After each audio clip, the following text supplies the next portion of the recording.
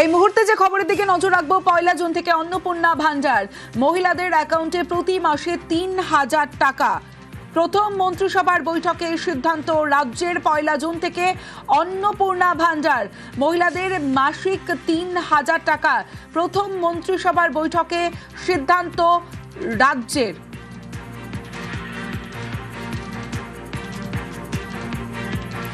অভিজিৎ রয়েছে আমার সঙ্গে।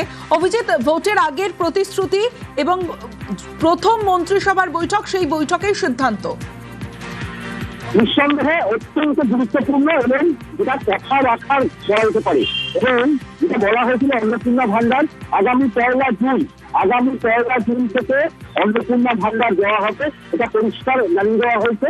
এবং আজকের যে বিধায়কদের বৈঠক, সেই বিধায়কদের বৈঠকে সুস্পষ্টভাবে জানিয়ে দেওয়া হয়েছে আগামী 1লা জুন থেকে রাজ্য জুড়ে অন্নপূর্ণা ভান্ডার দেওয়া হবে। তবে একটা নির্দিষ্ট রূপরেখা তৈরি করা হচ্ছে, যেখানে সেখানে এমন ভাবে প্রত্যেকে দেখা হবে ভোটার কার্ড থাকতে হবে এবং যাতে কোনোভাবেই কেউ মৃত অথবা অন্য দেশের নাগরিক এমন কোনো ব্যক্তি যাতে অন্নপূর্ণা ভান্ডার না পায় সেটা সুনিশ্চিত করা হবে। তবে এটাও বলা হয়েছে যে অন্নপূর্ণা ভান্ডার আগামী 1লা জুন থেকে দেওয়া হবে এবং সমস্ত প্রকল্পেই যতদিন চালু থাকবে। এখন অভিজিৎ, একটা প্রশ্ন করতে চাইবো যে এই যে যারা লক্ষ্মীর ভান্ডার পেতেন তারাই তাদের অ্যাকাউন্টেই অন্নপূর্ণা ভান্ডারে ৩,০০০ টাকা ঢুকবে নাকি নতুন করে আবার করতে হবে? এই বিষয়টা এখনো সুস্পষ্টভাবে জানানো হয়নি বিধায়কদের যে যারা লক্ষ্মীর ভান্ডার পেতেন তারাই অন্নপূর্ণা ভান্ডার পাবেন নাকি নতুন করে আবেদন করতে হবে, সেই বিষয়টা আজকে জানানো হয়নি। তবে যেটা পরিষ্কার জানানো হয়েছে যে আগামী 1লা জুন থেকে রাজ্যের মহিলারা অন্নপূর্ণা ভান্ডার পাবেন, এটা সমস্ত বিধায়কদেরকে সুস্পষ্টভাবে জানিয়ে দেওয়া হয়েছে যে আগামী 1লা জুন থেকে অন্নপূর্ণা ভান্ডারে ৩,০০০ টাকা করে রাজ্যের মহিলারা পাবেন। শুধুমাত্র যারা মৃত এবং অন্য দেশের নাগরিক তাদেরকে কোনোভাবেই এই প্রকল্পের আওতাভুক্ত করা হবে না। এই প্রকল্প কেন রাজ্যের কোনো প্রকল্পেই আওতাভুক্ত করা হবে না, এটা সুস্পষ্ট ভাষায় জানিয়ে দেওয়া হয়েছে। বেশ, ভোট প্রচারেই অন্নপূর্ণা ভান্ডার দেওয়ার প্রতিশ্রুতি দিয়েছিলেন অমিত শাহ 10ই এপ্রিল। मध्यम वर्ग और लोअर मिडिल क्लास और गरीब, वो सभी में महिलाओं की हालत बहुत दयनीय हुई है। जब तक ये गड्ढा नहीं भरता है तब तक भारतीय जनता पार्टी की सरकार हर महीने 1 से 5 तारीख के अंदर 3,000 रुपया हर माता के बैंक अकाउंट में ट्रांसफर करेंगे।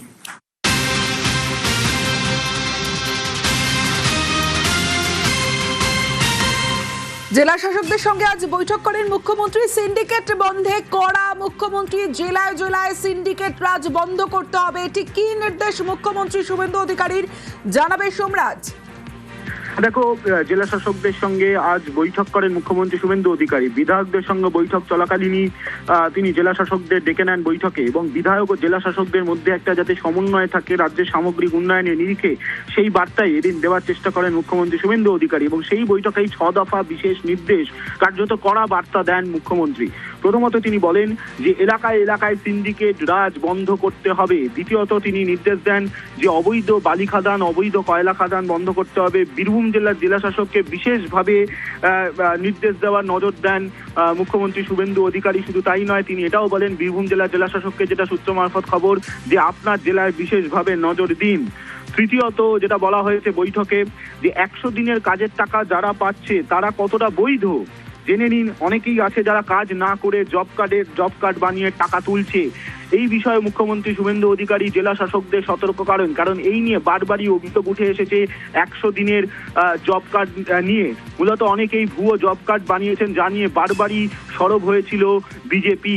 এবার সেই জায়গার নিরিখে আজকে প্রথম যখন বৈঠক করছেন জেলা শাসকদের সঙ্গে মুখ্যমন্ত্রী শুভেন্দু অধিকারী 100 দিনের কাজের টাকা নিয়ে, এবং 100 দিনের কাজের টাকা পাচ্ছে এরকম অনেকে আছেন যারা বৈধ জব কার্ড নেই, অর্থাৎ অবৈধভাবে জব কার্ড বানিয়ে টাকা তুলছে, এবং তা নিয়ে জেলা শাসকদের সতর্ক করেন মুখ্যমন্ত্রী শুভেন্দু অধিকারী এবং এই বিষয়ে নজর দেওয়ার নির্দেশ দেন মুখ্যমন্ত্রী শুভেন্দু অধিকারী বলে এই সূত্র মারফত খবর। পাশাপাশি সীমান্তবর্তী জেলাগুলিতে আজ থেকেই অবৈধভাবে গরু পাচার বন্ধ করার নির্দেশ দেওয়া হয়েছে এবং পাশাপাশি অবৈধভাবে গরু পাচার হচ্ছে কিনা সেটাও নজর রাখার কথা বলেছেন মুখ্যমন্ত্রী শুভেন্দু অধিকারী। পাশাপাশি পঞ্চায়েত ও পুরসভায় কাজ যেন থেমে না থাকে, দেখা যাচ্ছে বিভিন্ন বিভিন্ন ক্ষেত্রে পঞ্চায়েত সমিতি বা জেলা পরিষদের একাধিক দায়িত্বপ্রাপ্ত আধিকারিকরা তাদের পাওয়া যাচ্ছে না, এবং সেক্ষেত্রে জেলা শাসকদের আজকে বৈঠকের স্পষ্ট নির্দেশ দেওয়া হয়েছে যে পঞ্চায়েত বা জেলা পরিষদের যারা যারা দায়িত্বে রয়েছেন তাদের দিয়ে অবিলম্বে কাজ শুরু করতে হবে। এছাড়াও বলা হয়েছে জেলা শাসকদের প্রতিনিয়ত বিধায়কদের সঙ্গে বৈঠক করতে হবে এবং আজ থেকেই তা শুরু করতে হবে। প্রত্যেকটি জেলায় যারা বিধায়করা রয়েছেন তাদের সঙ্গে বৈঠক করে কি কি উন্নয়নমূলক কাজ করতে হবে তার খতিয়ান তৈরি করতে হবে এবং সেই অনুযায়ী কাজ করতে হবে। অর্থাৎ বিধায়ক জেলা শাসক যাতে একটা সমন্বয় থাকে, সেই সমন্বয়ের বার্তাই উন্নয়নকে সামনে রেখে আজ দিয়েছেন মুখ্যমন্ত্রী শুভেন্দু অধিকারী বলেই সূত্র মারফত খবর। বেশ,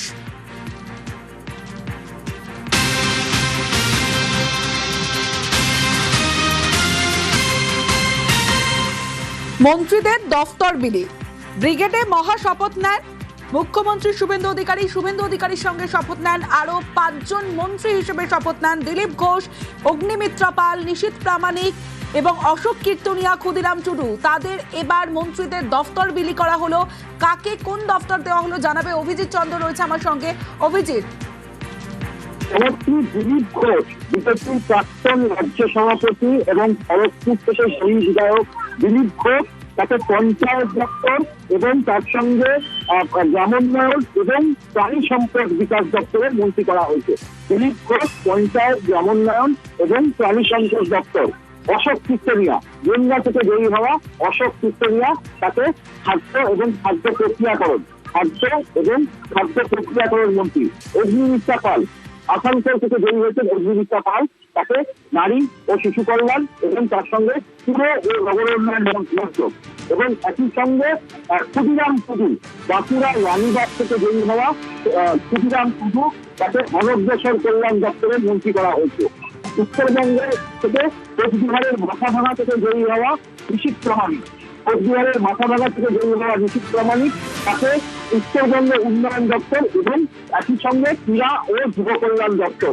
অত্যন্ত গুরুত্বপূর্ণ দপ্তর উত্তরবঙ্গ উন্নয়ন এবং ক্রীড়া ও যুব কল্যাণ দপ্তর।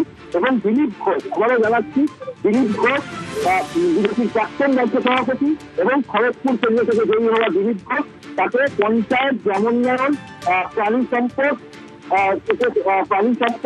এবং একই সঙ্গে কৃষি বিপণন মঞ্চ। আমরা জানতে পেরেছি দিলীপ ঘোষকে পঞ্চায়েত, গ্রামোন্নয়ন, কৃষি বিপণন এবং তার সঙ্গে প্রাণী সম্পদ বিকাশ, এই 4টি দপ্তরে দেওয়া হয়েছে। এবং অগ্নিমিত্রা পাল, তাকে নারী ও শিশু কল্যাণ এবং তার সঙ্গে পুর ও নগর উন্নয়ন দপ্তর দেওয়া হয়েছে।